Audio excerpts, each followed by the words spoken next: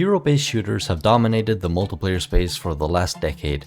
Games like Overwatch, Valorant, Apex Legends, Rainbow Six Siege, and most recently, Marvel Rivals and Fragpunk have shown just how fun it can be to step into the boots of a unique character with their unique set of abilities, personality, and playstyle. But despite their massive success, I think there's a problem, one that I imagine most hero-based shooters eventually will have to face. And it's not about balance issues or server problems or matchmaking, it's something more fundamental, something these games are built upon. The very thing about these games actually that attracts players, characters, or well, their heroes and villains and whatever. Now before we get into it, I just want to clarify that I am not trying to doom hero shooters and say that they are 100% guaranteed to fail eventually. It's just me letting my thoughts run a little bit, you know, because this is just a thought that I've had recently and I thought, hey, maybe there's something here. So let's talk about it. At the heart of any hero shooter is variety. The reason people play these games isn't just to shoot enemies, it's also to experience different characters. The characters play a huge role in hero-based shooters, hence the name hero-based shooters, right?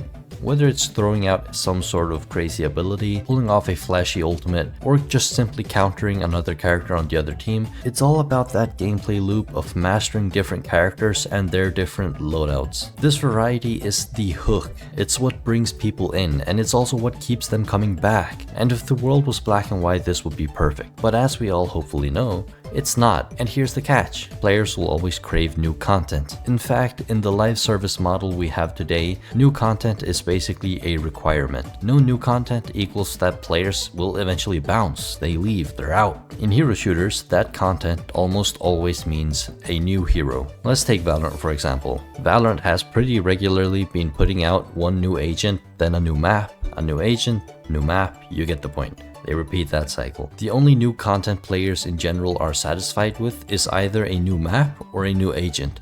If something is added to, let's say, the UI or lobby, it is often very much neglected. It's not really gonna satisfy the hunger for new content that the players have.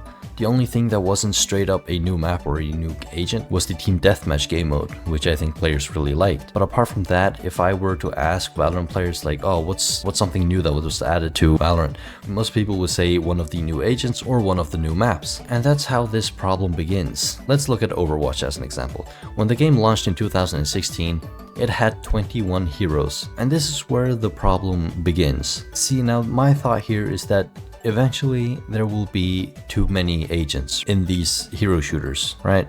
When the game launched in 2016, it had 21 heroes. That felt like a lot. I can remember when I first saw the game and my friends were telling me to get it, I said to them as the first thing was that, yeah, I can get it, but do not expect me to ever remember all of these names. And well, I mean, I was wrong. I was horribly wrong. But anyways, the character amount was manageable. You could learn their kits, figure out counters, and enjoy the variety without being overwhelmed. Fast forward to today, Overwatch 2 now has over 30 characters, with more coming regularly. Same story with Valorant. It started with 11 agents, now over 20, and Riot isn't stopping anytime soon. So what exactly is the issue? Well, I mean, I believe that as more heroes are added, complexity will explode, not just for players but also for the devs too. And suddenly every new hero has to be different, every ability has to stand out, every ultimate has to feel unique. And with that, there are bound to be some absolutely ridiculous abilities or ults or characters added to the game that just make the game entirely unenjoyable as soon as that character is on the other team.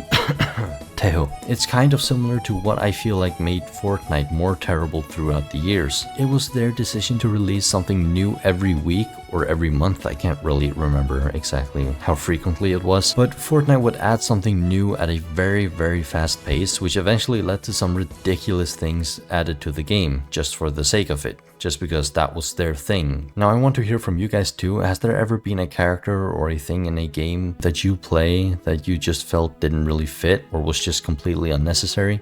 Let me know in the comments. Oh, and leave a like and subscribe if you want to support me. Thank you. Let's talk about power creep.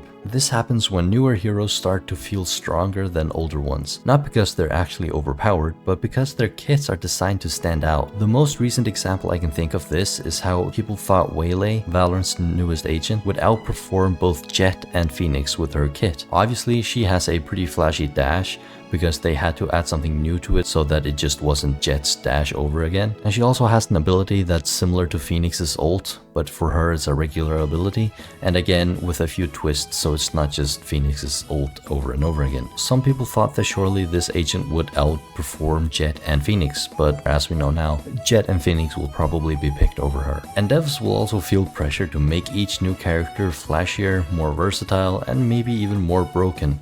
Because if the new hero isn't exciting, players won't care. That's how we get heroes with overloaded kits, and suddenly older heroes start to feel irrelevant, or worse, unfun. And also with this, balance also becomes a nightmare. Buff this hero, nerf that hero, rework this ability, nerf Chamber, nerf Genji. It's an endless cycle, and the more heroes you add, the worse it gets. Now let's look at it from the player's perspective. Imagine being a player in Apex Legends and you're hit with a wall of 30 plus legends, each with different passives, tacticals, and ultimates.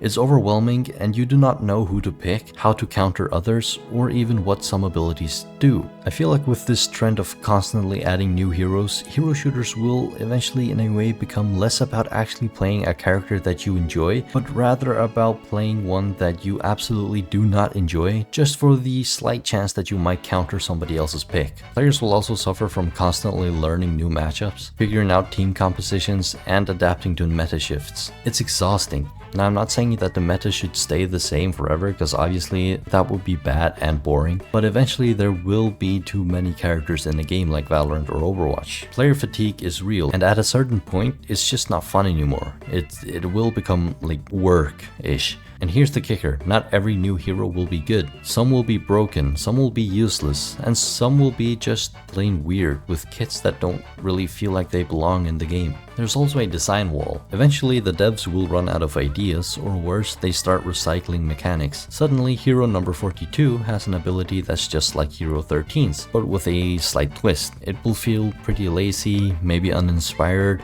and probably even hurt the game's identity. And all of that combined with a deadline for when the character needs to be ready will inevitably lead to a terrible character being added to the game. Either they're just broken or just don't bring anything new to the game, so why add them? You can't keep innovating on a deadline forever, and that's why we've often seen delays, reworks, and even hero bans in competitive play, because there are simply too many moving parts. So, is there a solution? Well, some games like Rainbow Six Siege have slowed down operator releases, others introduce seasonal rotations or ban systems to keep things manageable. Some players suggest reworking old heroes instead of adding new ones, focusing on polishing what's already there instead of piling on more to the heap. But here's the problem. New content drives engagement, and as long as players crave it and devs depend on it for revenue, it's hard to stop this cycle. At the end of the day, hero-based shooters are some of the most fun, dynamic, and engaging games out there. But their biggest strength, the variety of heroes, can also in a way be their biggest weakness. There will come a point where more heroes will equal more problems. And if devs don't find a sustainable way to deliver content without drowning players in complexity, the entire game could suffer. So the next time your favorite hero shooter drops a new character, try to think about if it was actually needed, or did they just do it for the sake of it because that's their thing, because they have the reputation of, okay, we add a new player at the end of every tournament or something like that. And as always, thank you so much for watching. Let me know your thoughts in the comments. I could be completely wrong with this, but as I said in the beginning, this is just some thoughts that I've had that I just let run for a bit, you know? So I'm not saying that this is an 100% guaranteed outcome of anything.